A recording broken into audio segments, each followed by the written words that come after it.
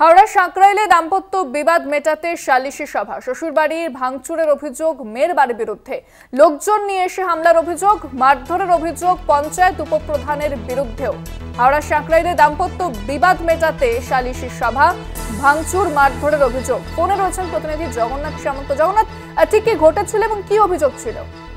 দেখো, ছেলের বাড়িতে অভিযোগ হচ্ছে যে ছেলের বাড়িতে ডাকা হয়েছিল মিটিং এর জন্য, যে দাম্পত্য কলহ অর্থাৎ স্বামী স্ত্রীর ঝামেলা নিয়ে ছেলের বাড়িতে মিটিং বসানো হবে এবং সেখানে মেয়ের বাড়ির লোকজন থাকবে এবং ছেলের বাড়ির লোকজন থাকবে। কিন্তু যেটা দেখা গেল, মীমাংসা করতে গিয়ে অশান্তি চরমে রইল। শ্বশুর বাড়ির ভাঙচুর চালানো হলো অভিযোগ মেয়ের পরিবারের বিরুদ্ধে এবং বাইকে করে প্রচুর যুবকরা এসে একটা ব্যাপক ভাঙচুর চালায়, একাধিক গাড়ি বাইক ভাঙচুর করা, মারধর করা হয় এই শ্বশুরবাড়ির লোকজনদের।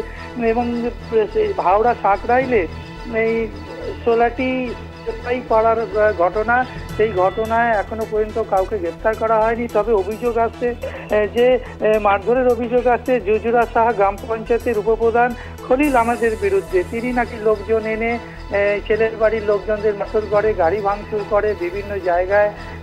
তিনি এই যে একটা ঘটনা, সালিশি সভার অভিযোগ আসছে যে শ্বশুর বাড়িতে সালিশি সভা বসানো হয়েছিল, সেই সভায় মিউচুয়াল করার চেষ্টা করেছিল এবং গ্রাম উপপ্রধান কেন এই সালিশি সভায় যুক্ত হলো সেই নিয়েই একটা রাজনৈতিক মহলে চাঞ্চল্য তৈরি হয়েছে। উপপ্রধানের বিরুদ্ধে তিনি ছেলেপুলের লোকজন নিয়ে এসে ব্যাপক ভাঙচুর চালিয়েছে এবং 3-4টে গাড়িও ভাঙচুর হয়েছে, 4 চাকা যেরকম বাইকও ভাঙচুর করা হয়েছে।